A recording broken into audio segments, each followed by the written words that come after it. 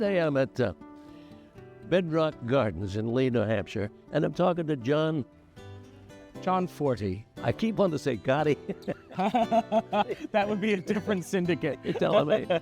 The executive director here at Bedrock Gardens. This is the commercial venture? No, it's a private nonprofit that's been established to open up a new public garden here in New Hampshire. And it's been here a few years?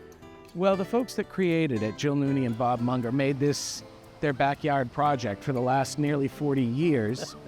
And in the last 7 years, we worked to turn it into a public garden with the parking and the restrooms and the shops, but also all of the amenities so that when you go around this 30-plus acre site, you have wonderful places to sit and vistas and all of that. That's nice. Good. How long you been here? This is my 8th season. Wow. Yep.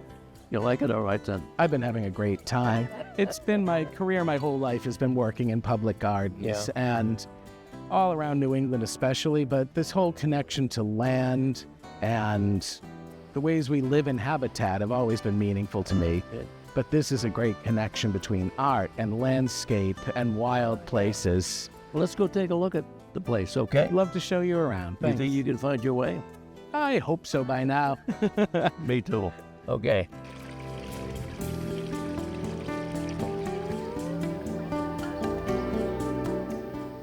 This is called the Acrobats, huh? Yeah, this is our entryway arch. It's one of the sculptures here created by Jill Nooney, one of the creators of the garden. And it's really indicative of the type of metalwork she does, a lot of repurposed old farm and pre-industrial and mill work that gets recreated.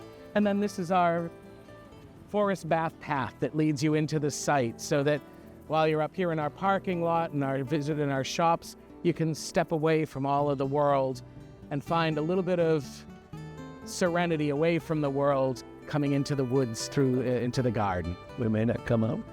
A lot of people wish they didn't have to.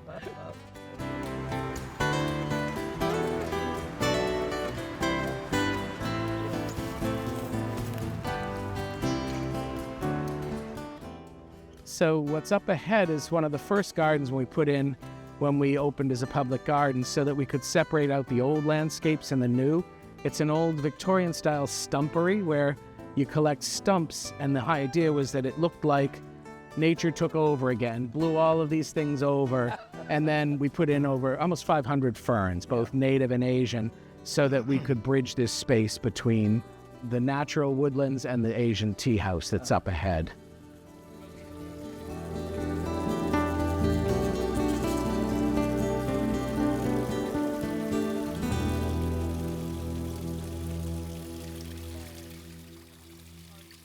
A big part of this garden, it's here as a place of serenity, and I can't help but think a big part of this was Jill and Bob's background. Jill was a clinical psychologist, Bob was a family physician, and this was designed as a garden journey to take you through room after room, and each room has its own mood, its own emotion, and color palette, plant palette. Our volunteer coordinator likes to say your blood pressure goes down about 20 points by the time you come out the other side of this garden. Glad to meet you. You heard John talk about the landowners Jill Nooney and Bob Munger. We found Jill at work on one of her sculptures. Her artwork kind of springs up from the landscape all over the property.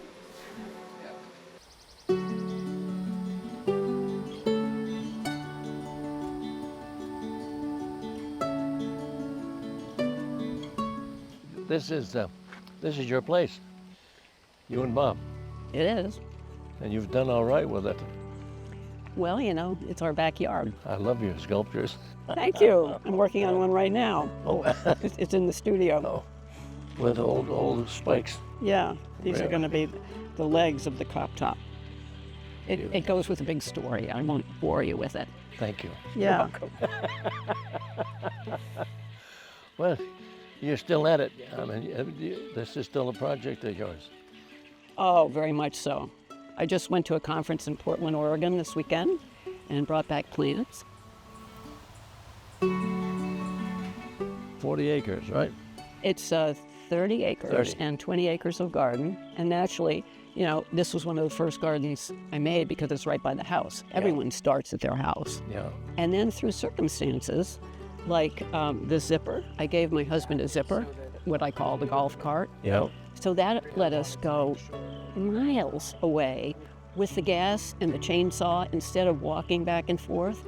So it opened up, I say it's like, barbed wire in the Midwest. It Yeah. opened up a whole new world.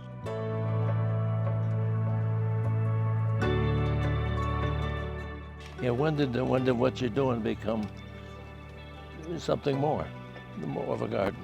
I would say 10 years ago, we realized that our kids weren't interested and that the public really loved the garden. And you can't take it with you.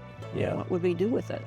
So I said to Bob, if this becomes a public garden, I think it'll take 10 years.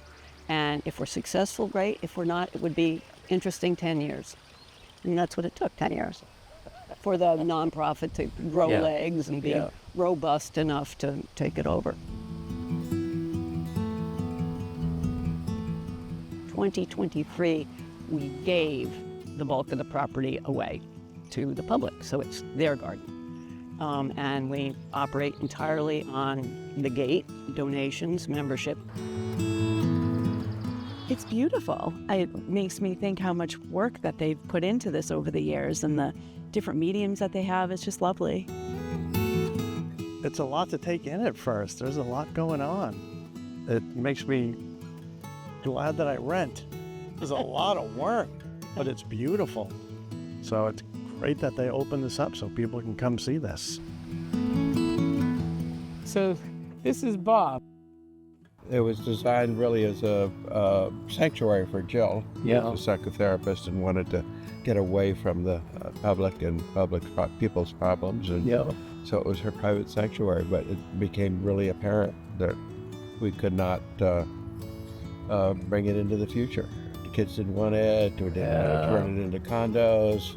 Oh God, no. Yeah, Now you've got people coming here just to see it we do. and regenerate. There was a couple here that came 74 times last year. Just couldn't get enough. You know, the visitors Bob was telling you were here 72 times last year. They're here early today. 80 times. We just live Well- less than 5 minutes away. So if we're home and it's not pouring rain, we come and get a good walk in. So we don't come and stay for hours, usually. We'll come and stay for, 30 or 45 minutes, have a nice walk. And the biggest thing I appreciate is there's places to sit everywhere where you can just sit, enjoy the pond, enjoy the wiggle waggle, and it's just a great spot.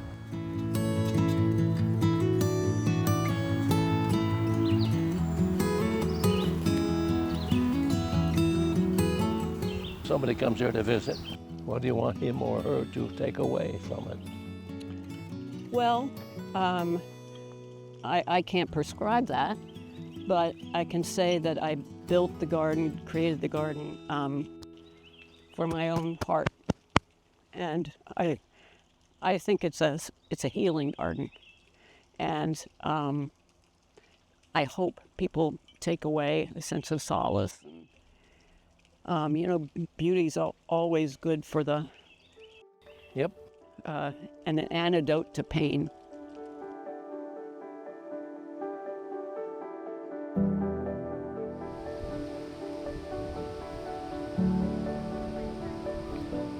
That's our pokeweed, but a variegated variety. She's always collecting what's unusual. You'll seldom see anything ordinary here.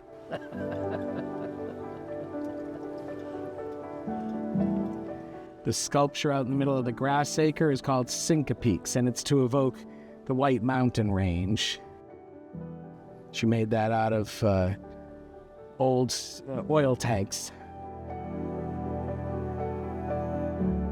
You can see our beehives over there, and Oh yeah, sure enough.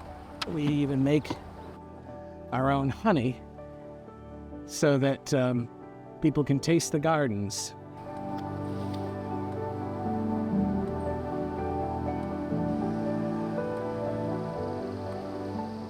There's one thing you could still do. What's that? People run around in little garden cars like they're delivering hot tea and biscuits. You're a spoiled brat. Well, I am. Well, I don't want to walk way over there, get the tea, and then carry it back. You know. Well, okay, you make an appointment and I'll follow you around and treat you like a VIP that you deserve to be. No, none of that.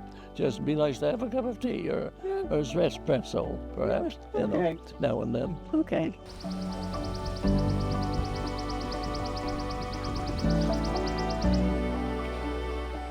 A lot of people come away with this sense of there's so much more that I could be planting than a yew in my backyard.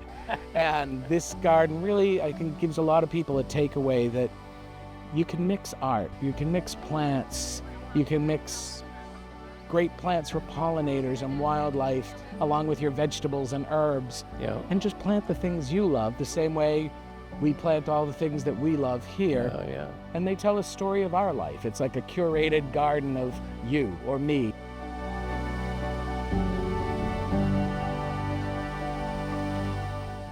That's one of my favorite Jill sculptures, a Yeah. life-size mosquito. Of the eyes. Perfect. I love to say too that this is a great garden for reluctant husbands. All of these guys are like, I don't want to go to see a garden. They come here and all of a sudden they're saying, oh, that's the reflector from the first car I ever drove. Or that's a part from my grandfather's tractor. And they're always discovering those parts and the bits and parts. 1953 Nash. Yeah, that kind of thing, exactly.